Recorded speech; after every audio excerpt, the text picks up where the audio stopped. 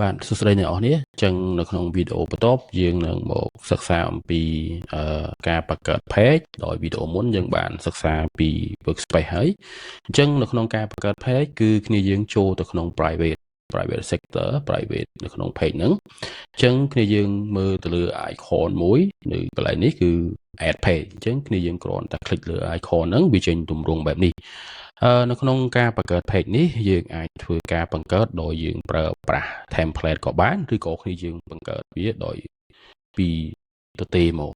អូខេអញ្ចឹងថ្ងៃនេះខ្ញុំនឹងបង្កើត page មួយដែលខ្ញុំដាក់ឈ្មោះថាខ្ញុំនឹងបង្កើត page ថ្មីមួយಅಥವಾយើងដាក់ឈ្មោះថា weekly to do អូខេហើយកន្លែងនេះគឺជាឈ្មោះ page របស់យើងណាឈ្មោះ main របស់យើងអញ្ចឹងកន្លែងឈ្មោះនេះគឺសំខាន់ដែលយើងត្រូវកំណត់ឈ្មោះដែលយើងចង់ដាក់ហ្នឹងតើយើងចង់ដាក់ឈ្មោះអីគេទី2គឺយើងអាចធ្វើការ add ទៅលើ icon អញ្ចឹងពេលយើង click លើ icon នេះយើងនឹងមានទម្រង់3ដូចនេះទី1 emoji យើងអាចរើសទៅលើ icon emoji ដែលយើងចង់ដាក់ទី2យើងប្រើទៅលើ icon អញ្ចឹងជាទូទៅខ្ញុំចូលចិត្តប្រើ icon អញ្ចឹងខ្ញុំដាក់ពាក្យថា to do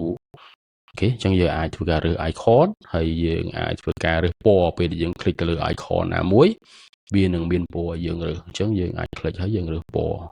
icon ដែលយើងចង់បានអញ្ចឹងយើងមាន icon ហើយយើងអាចធ្វើការ add cover អញ្ចឹងពេលយើង click ទៅលើ cover វានឹងចេញទម្រង់មួយនៅខាងលើនេះអញ្ចឹងការ add cover គឺយើងអាចធ្វើការដូរពណ៌បានដោយយើង click លើពាក្យថា change ឬយើងអាចដូរពណ៌ទៅពណ៌ផ្សេងត្រង់កន្លែងនេះគឺជា gallery របស់ Notion ដែលវាមានទៅលើរូបភាពឬក៏ពណ៌ផ្សេងទៀតប៉ុន្តែអ្នកនរគ្នាអាចធ្វើការចុច upload ទៅលើ cover ដែលអ្នកនរគ្នាចង់បានឬក៏គ្នាយើងអាច pass link រូបភាពបើថាយើងមាន file .jpg រូបភាពឬក៏រូបភាពពី website ពី internet យើងអាច pass វាចូលបានឬក៏គ្នាយើងអាចស្វែងរកនៅក្នុងនេះUnflash នេះ Unflash ហ្នឹងគឺភាគច្រើនយើងអាចធ្វើការស្វែងរកវាបានដោយសារវាintegrate ជាមួយនឹង Notion អញ្ចឹងគ្នាយើងអាច search ថាឧទាហរណ៍ខ្ញុំដាក់ពាក្យថា work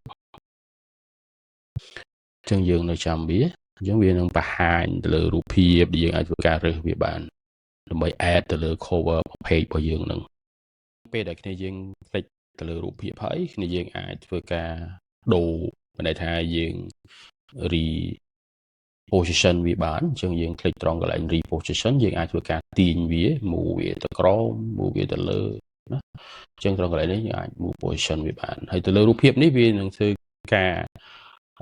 មានន័យថាវាធ្វើការបរិយាបរួមទៅតាមទំហំរបស់យើងណាអញ្ចឹងយើងប៉ុណ្ណឹងយើងចុច save position យើងទទួលបាន page មួយដែលមានទម្រង់បែបនេះ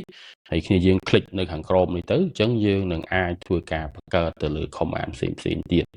ហើយចំពោះការដែលយើងបង្កើតវានឹងបង្ហាញនៅក្នុង private របស់យើងនេះអញ្ចឹងនៅក្នុងនោះយើងក៏អាចធ្វើការដូរឈ្មោះಅಥವಾយើងចង់ដូរឈ្មោះនេះឬក៏យើងចង់លុបវាក៏បានដែរយើង click ត្រង់កន្លែង page យើងយកពាក្យថា move to trash វានឹងធ្វើការលុប page នឹងឲ្យយើងដូចគ្នាបាទអញ្ចឹងវីដេអូរបៀបនៃការបង្កើត page មានប៉ុណ្ណឹងយើងនឹងជួបគ្នាក្នុងវីដេអូបន្ត